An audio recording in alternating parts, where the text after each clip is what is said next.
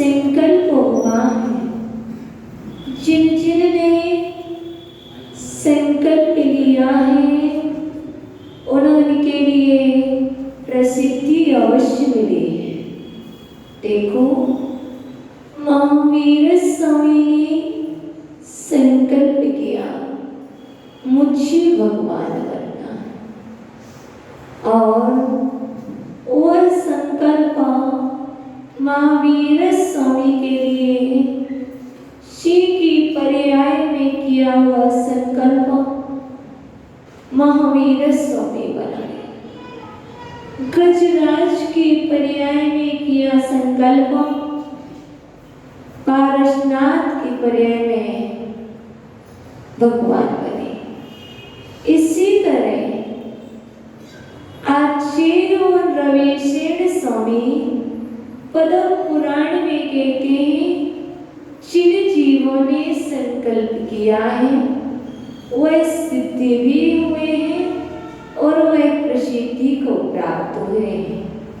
यदि आप सिद्ध होना चाहते हैं, आप प्रसिद्ध होना चाहते हैं, तो आप भी संकल्प कीजिए। हम आपको ये नहीं कहेंगे कि आप एक भाव में मोक्ष चले जाएं। हम मात्र आपको संकल्प की बात करते हैं। संकल्प करो कि मुझे भगवान बनना है। आपका संकल्प है किस किस का है? अब आज संकल्प करो मुझे भगवान बनना है और मैं भगवान बन करके रहूंगा। यदि आप संकल्प करते हो तो एक ना एक भाव में भगवान अवश्य बनोगे और उस तरह का पुरुषार्थ करो। आज संकल्प किया, इस जीवन में रात्रि भोजन का त्याग किया। अगले भाव में वह संकल्प आपको कुछ और त्याग कराएगा। उसके आगामी भाव में वह संकल्प कुछ और त्याग कराएगा। इस क्रम से चलते रहोगे तो एक दिन सिद्धि अवश्य मिलेगी, और वह सिद्धि नियम से प्रसिद्धि को दिलाती है। सिद्धि प्रसिद्धि दिलाती है। देखो, पारसनाथ सिद्ध हुए हैं तो आज प्रसिद्धि को प्राप्त है। यदि कोई कहे पहले प्रसिद्धि हो बाद में सिद्धि हो, तो इस भ्रम में मत रहना। प्रसिद्धि कभी कभी मरने के बाद मिलती है। देखो, बहुत सारे आप जीवों को देखें, उन्होंने बहुत कुछ किया है, पर करने के बाद उनको प्रसिद्धि नहीं मिली। जब कोई चले गए उसके बाद उनका नाम आया। सत्य है। इसलिए सिद्धि से भी प्रसिद्धि मिलती है और प्रसिद्धि से भी सिद्धि मिलती है। दोनों मान्य है। आचार्य ने स्पष्ट कह दिया है, आपका संकल्प है, ये भगवान आओ बैठो। हमारा संकल्प है, हम आपको वेदी पर बिठा करके रहेंगे।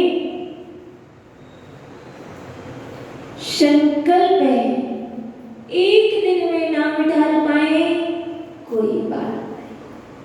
हो सकता है एक भाव लग जाए, और हो सकता है 2 भाव भी लग सकते हैं और 8-10 भाव भी लग सकते हैं। पर ये मालूम तो हो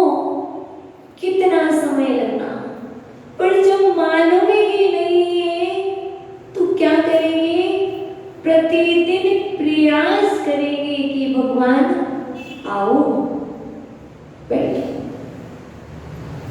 और प्रतिदिन बिठाल पाए कि नहीं बिठाल पाए।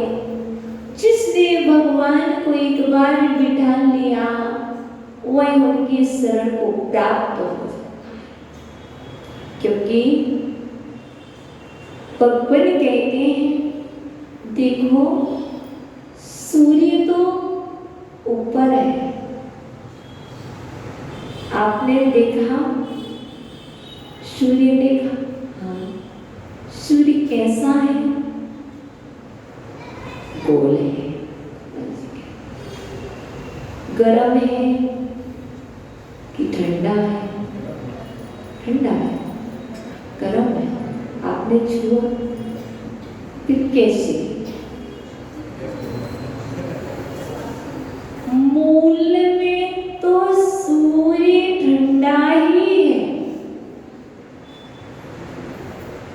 मूल में तो सूर्य ठंडा ही है, लेकिन तुम्हें सूर्य की किरणों को देख करके, बाहर की गर्मी को देख करके आपने निर्णय कर लिया कि सूर्य गर्म है।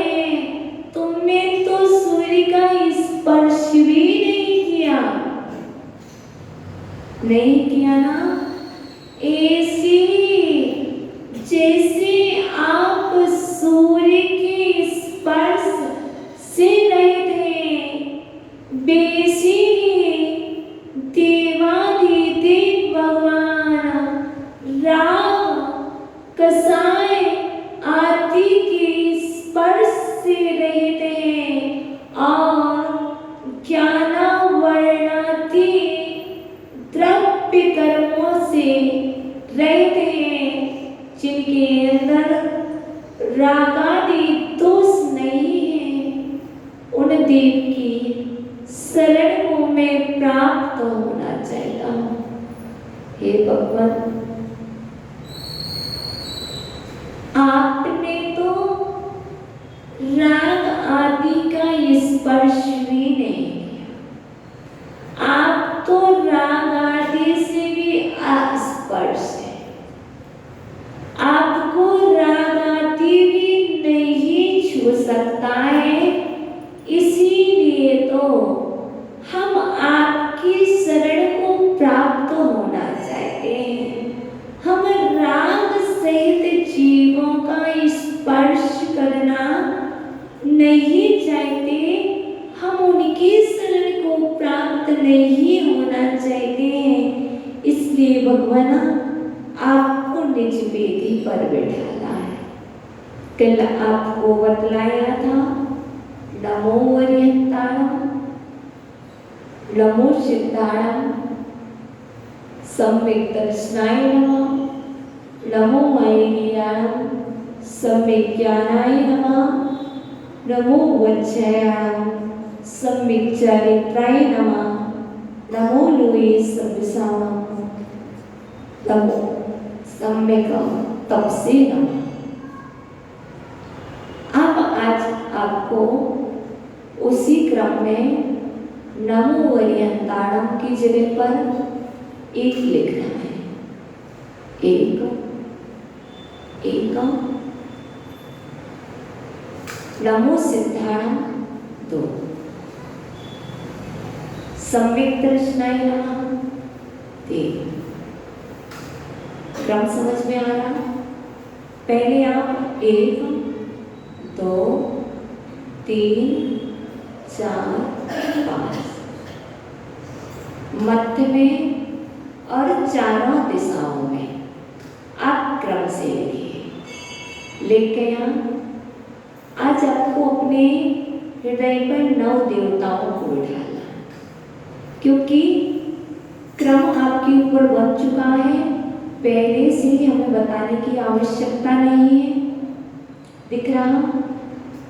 एक कौन से देव? जिनधर अरहंत देव हुए ना, अरहंत, सिद्ध, आचार्य, उपाध्याय, जिनधर्म, जिनागम, जिनचेता, जिनचैत्यालय। ये 9 पंखुड़ी बनी हुई है। कल हम सभी ने यहाँ पर पंच परमेष्टि और 4 आराधनाओं को अपनी हृदय वेदी पर बैठाया।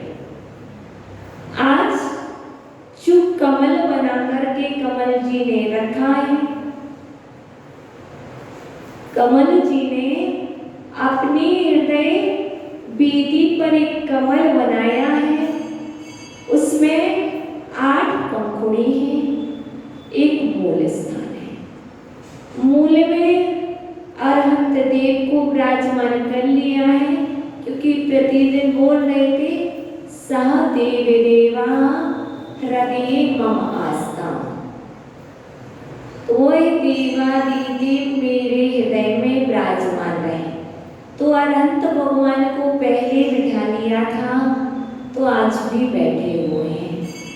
और उसके बाद कल आप सभी ने सिद्धों को ऊपर वाली पंखुड़ी में सिद्ध शिला के रूप में आपने सिद्धों को विराजमान किया। आपको अपने हृदय पर दिखना चाहिए। ये मात्र आपको समझा रहे हैं, आपको दिख रहे हो। यहाँ ऊपर में सिद्ध हैं और राइट साइड कौन है? आचार्य। नीचे नाभि से उपाध्याय और लेफ्ट साइड साधक। अब यहाँ पर आपको जिनधर्म नमः क्या बोलेंगे? जिनधर्म नमः, जिनागम नमः, जिनचैत्य नमः, जिनचैत्यालय नमः। और इस तरह से आप 9 देवताओं के लिए मां थाली में अर्घना चढ़ाएं। आप 9 देवताओं के लिए थाली में अर्घना चढ़ाएं। भावों से अर्घ आप अपनी वेदी पर चढ़ाएं। बोलते हो ना, न विधि विदाई मान्य जग में हम सदा अर्चा करें। बोलते हो ना, तो जगत में मान्य है और आप अर्चा कर रहे हैं। मात्र जगत को मान्य नहीं है, 9 देवता तो जगत को है ही मान्य, मुझे भी मान्य है। और मैं उनकी पूजा कर रहा हूँ और सब सिद्धि नवनिधि रिद्धि मंगल आर सब कांतावर है। यदि सिद्धि चाहिए है, प्रसिद्धि चाहिए है, तो मात्र बाहर में ही अर्घ ना चढ़ाए। एक बार भावों से अर्घ हृदय रूपी वेदी पर भी तो चढ़ाए। क्योंकि अभी तक मैंने देखा है कि अर्घ चढ़ाते हैं, मुझे भी चढ़ाना, मुझे भी चढ़ाना, मुझे भी चढ़ाना, सब देख रहे। लेकिन ये भी तो देखो भावों से तुमने हृदय रूपी वेदी पर कितना अर्घ चढ़ाया। ये भी एक बहुत महत्वपूर्ण है, क्योंकि जब बाहर में रह जाओगे तो अंदर में अर्घ, क्योंकि बाहर को देख करके भाव मत बिगाड़ लेना। बाहर को देख करके भाव मत बिगाड़ लेना। अंदर की परिणति को देखते रहना, निहारते रहना कि मेरे भाव अभी कहाँ है। कहीं मेरी परिणति बिगड़ने से 9 देवता मेरी वेदी से प्रस्थान पंच परमेष्ठी मेरी हृदय रूपी वेदी से विहार तो नहीं करने, कहीं मेरा सम्यक दर्शन मुझसे दूर तो नहीं चला गया, कहीं सम्यक चारित्र दूर तो नहीं चला गया, कहीं सम्यक ज्ञान और सम्यक तप मुझसे दूर तो नहीं चला गया। जैसे जैसे अर्घ चढ़ता जा रहा है, वैसे वैसे आप देखते रहिए कि मेरी वेदी पर और ज्यादा भगवान विराजमान होते जा रहे हैं और बीजाक्षर का रूप लेते जा रहे हैं। प्रत्येक पंक्ति में लिख लीजिए क्लीं क्लीं क्लीं क्लीं। आप कोई ना कोई मात्र एक बार एक कमल को तैयार कीजिए और 9 बीजाक्षर लिखिए, 9 मंत्र लिखिए। अब हमने आपको क्रम बताया था, एक आप पैटर्न चेंज करते जाइए। एक आत्मा है, एक आत्मा होती है, 2 नए होते हैं, रत्नात्रय 3 होते हैं, 4 आराधना होती है, 5 परमेष्ठी होते हैं, 6 द्रव्य होते हैं, 7 तत्व होते हैं, 8 कर्म होते हैं, 9 पदार्थ होते हैं। मात्र आपको एक बार कमल बनाना है, हमें कसाय नहीं यहाँ पर याद करना कि 4 कसाय होते, 5 पाप होते। मात्र मुझे अपनी सम्यक पॉजिटिव सोच को ही यहाँ पर लाना है। एक आत्मा होती है, 2 नए होते हैं, निश्चय नए होते हैं, व्यवहार नए होते हैं, रत्नात्रय 3 होते हैं, सम्यक दर्शन, सम्यक ज्ञान, सम्यक चारित्र। सम्यक दर्शन किसी कहते हैं, सम्यक ज्ञान किसी कहते हैं, सम्यक चारित्र किसी कहते हैं, नए किसी कहते हैं, आत्मा किसी कहते हैं, व्यवहार नए किसी कहते हैं, निश्चय नए किसी कहते हैं। आगे आओगे बढ़ोगे 4 आराधनाएं होती हैं। सम्यक दर्शन आराधना किसी कहते हैं, सम्यक ज्ञान आराधना किसी कहते हैं, सम्यक चारित्र आराधना किसी कहते हैं, सम्यक तप आराधना क्या है। और 5 परमेष्ठी आ गए। 5 परमेष्ठी का स्वरूप देखिए। 6 द्रव्य होती हैं, जीव, उद्गल, धर्म, अधर्म, आकाश, काल। इन 6 द्रव्यों की डेफिनेशन देखिए और उसमें देखिए मैं कौन सा द्रव्य हूँ, कौन सी शाश्वत द्रव्य है, कौन सी शुद्ध द्रव्य है, कौन सी अशुद्ध द्रव्य है, कौन सी अस्तिकाएं हैं।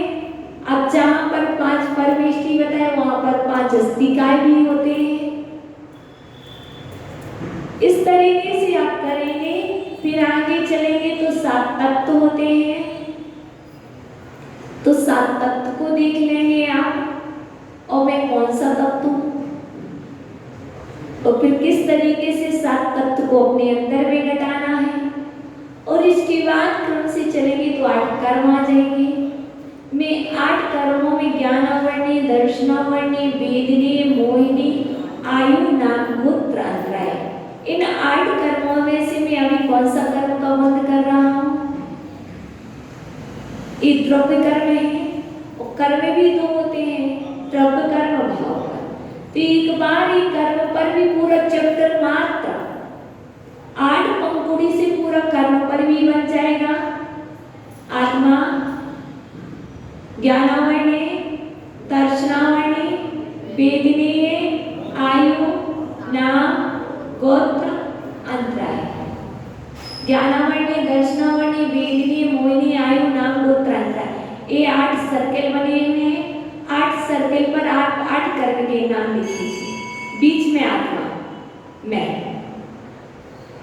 बीच में मैं कमल और बाजू में ये द्रव्य कर्म। अब इन 8 कर्मों का इनकी कितनी प्रगतियां हैं, ज्ञानावर्णी के कितने भेद हैं, दर्शनावली के कितने वेद हैं, वेदिनी के कितने, मोहिनी के कितने, आयु के नाम के, गोत्र के, अंतराय के। आप एक बार बनाइए, अब बार बार उसको बनाने में, एक बार बना लिया है, एक बार बना लिया, और एक बार वो कमल बनाने के बाद उस पर उसी पर दृष्टि, और बीच में आत्मा है ही, बीच में अनंत भगवान हट नहीं रहे। अब अनंत बैठे हैं, अनंत के कौन कौन से कर्म का नाश हो गया? 8 कर्म के नाम लेके बताओ कौन से कर्म का नाश हुआ? ज्ञानावण्य का नाश हो गया, दर्शनावण्य का नाश हो गया, मोहिनी का नाश हो गया, और अंतराय का नाश हो गया। अब बचे कौन से? आयु, नाम, गोत्र, वेदिनी, ये 4 बचे। तो अब ये 4 कैसे नष्ट होंगे? इस तरीके से अपने माइंड को लगाएंगे तो ये माइंड कहीं भी नहीं जाएगा। मात्र एक बार अनंत को बिठाना है, क्योंकि हम यहाँ पर सामयिक पाठ ले रहे हैं, और सामयिक पाठ में करना क्या पड़ता है? बार बार बात आती है, सामयिक में करना क्या पड़ता है, सामयिक की पद्धति क्या है? तो हमारे पूज्य गुरुवर ने मुझे यही पद्धति बताई थी। जब वो पढ़ाते थे तो यही कहते थे कि अब तो आपने 8 दिन से अनंत को बिठा लिया है, अब अनंत को बिठाना है तो 8 दिन में 8 उसमें पंखुड़ी निकल आई है, निकल आई ना? तो इन 8 दिनों की मेहनत में आप उस पर चिंतन करो, उसको कुछ दो। अब आप क्या दे रहे हो उसको? मात्र मुझे सम्यक चीज देना है। ऐसा नहीं कि आप उसके लिए असम्यक चीज दे रहे हैं। आप वहां पर कसाई को चिंतन बिल्कुल ना करें, आप पाप का मत करें, भय का मत करें, साथ भयभूति बिल्कुल ना करें। मात्र मुझे जो प्राप्त होना है, जो पद मुझे चाहिए, जो सिद्धि चाहिए, उसी ही दें आप। और हो गया क्या? आ, सी, आ, उ, सा। कभी ऐसे भी कर सकते, आ, इ, उ, ए, आई, कर सकते ना? तो आ से कौन बनते हैं? अनंती बनते हैं। आ से अनंतनाथ भी होते हैं। अब आपने अक्षर लिखे, अब उन वर्ड में खोजे। आ से अनंतनाथ, आ से अरहंत, बड़ा है आ, आदिनाथ, आ से आदि, मतलब कैसे करेंगे? इसे ईश्वर। तो आप उस पर देखें कि मैंने जो इसमें अक्षर दिए हैं, इनसे सम्यक सोच में क्या बन रहा है? सी में सिद्ध में ई है तो सिद्ध, आ से आचार्य, आ से आईर्य। तो इस तरीके से चलेंगे। उपाध्याय, उपासका, साधु, साध्वी, मतलब क्या करेंगे? सम्यक शब्द को लाए, और वहां लाएंगे तो आज आपने क्या किया ये आपको मालूम होगा। क्योंकि मुझे तो इतना ही मालूम है कि कर्म तो आएगा, कर्म अपना प्रभाव दिखाएगा, तीव्र दिखलाएगा, आवाज नहीं निकलेगी, आवाज नहीं निकलेगी। लेकिन तुम क्या करना? श्रद्धा रखना और सच्चे दिल से याद करना। यदि ना भी निकले तो तुम्हें प्राण निकलना भी है तो सम्यक वचन बोलते बोलते निकल जाए, कोई कम नहीं। पर मैंने अनुभव किया है, जब भी कभी ऐसा हो तो मेरे को सिर्फ एक ही चीज है मेरे साथ, बहुत कम है। सिर्फ मेरे पास यदि कुछ है, मैं बैठी हूँ तो कुछ है, तो गुरुदेव का आशीर्वाद, और मेरे पास सिर्फ वक्तांबर है जो मैं बैठ पाती हूँ। और आज भी इस मार्ग में है, इस पथ पर है,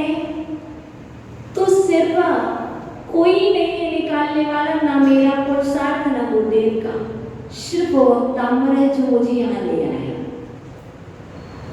और आगे भी चाहे समाधि कराए, मैं आज भी बता रही हूँ, क्योंकि पूज्य गुरुदेव कहते हैं अपने मित्रों को तैयार कर लेना चाहिए, अपने मित्रों को तैयार कर लेना चाहिए कि समाधि के समय क्या सुनोगे। मुझे वक्तांबर बहुत इष्ट है और मेरा ध्यान वहां पर केंद्रित होता है। कोई भी पढ़े, अभी तक सिर्फ पढ़ने से स्वयं से होता था, अब तो मैं सुनूं भी ना तब भी हम अपने मन को केंद्रित कर लेते हैं। पर आप सब बहुत स्लो पढ़ना, स्लो पढ़ना मन केंद्रित हो जाता है और हम वहां पहुंच जाते हैं। इसी तरह तो फिर आप जैसे भी देख रहे थे, हमने मंगलाचरण किसका किया? प्रतिदिन समय सार करते थे ना, पर आज नहीं किया। क्यों? जब आपको कोई आवश्यकता है तो आप अपने इष्ट को याद कर लें। प्रतिदिन पिताजी को मत बुलाना, जिस दिन आवश्यकता लगे तभी पापा का नाम निकलता है। जब रास्ते में चोट लगती है तो कहते मम्मा बचाओ, कहते ना पापा बचाओ। ऐसे ही जब अपने को लगे कि अब आवश्यकता है तब आप अपने इष्ट को बुलाएं। इसलिए आप इष्ट को वेदी पर बैठाएं और इस इष्ट पर आप क्या कर सकते हैं? अरहंत तो हैं। अब वक्तांबर स्तोत्र के जो काव्य आपके लिए लगते हैं वो काव्य लिख लें, है ना।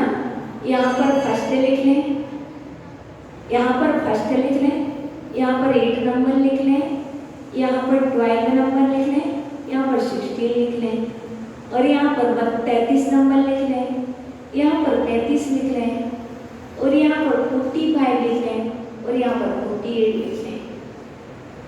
आप कोई ना कोई क्रम से चलते जाएं, क्योंकि जहाँ जहाँ जिन काव्यों पर आप ध्यान करते हैं, आप यहाँ पर एक बहुत अच्छी टेक्निक है, इसमें वक्तांबर स्तोत्र से अष्टप्रातिहार के नाम लिखें, इसमें अष्टप्रातिहार के नाम लिखें। आज बता रहे हैं और हमारे महेंद्र भैया बैठे हैं, जैसे जैसे हम बता रहे हैं ना, इनके प्रोजेक्ट तैयार कर लेंगे, ड्राइंग हम बना लेंगे, फिर बना लेंगे, अपन फिर ध्यान चलाएंगे इस पर। तो ये अष्टप्रातिहार कर लें, फिर अष्टप्रातिहार के आप अष्ट का श्लोक ले लें और फिर इसकी बात देखें आपने एक नई ताजगी, नई ऊर्जा का निर्माण कैसे करें। तो अभी तक सिर्फ हमने अरहंत को बिठाना है, अब अरहंत भगवान का ध्यान करना है। उच्चैरसो के तरु संस्कृत मयूर, बस ध्यान प्रारंभ कर दें, क्योंकि समय आज बहुत हो गया है, बहुत हो गया है, फिर भी हमें काव्य लेना है। तो चलें आगे से इस विषय कल देखेंगे, आज हम काव्य ले लें। न स्पर्शते न स्पर्शते कर्म कलंका तो सही यो ध्वांत 18 नंबर का काव्य मेरा। यो ध्वांत संघेरिवा दिव्यरश्मि निरंजनम नित्य मणिकमेकम तम देवमाप्तम शरणं प्रपद्ये। न स्पर्शति कर्मिकं के दोषैः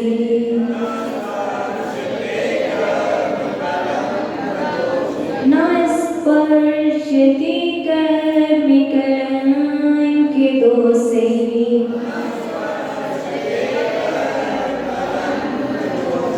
यो ध्वान्ते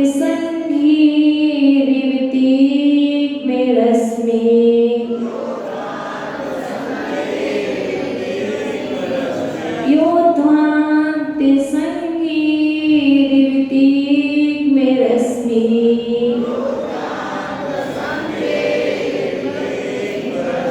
निरञ्जनं नित्यमनेकमेकम्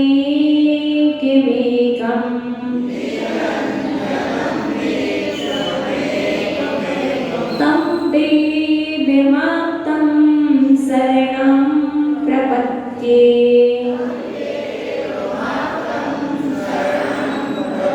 एक साथ उच्चारण करेंगे। न स्पर्शति कर्मिकलंके दोषे योद्धान्ते संगे विविधिर्मेरस्मि निरञ्जनं नित्यमनेकमेकं तं देवमाप्तं शरणं प्रपद्ये।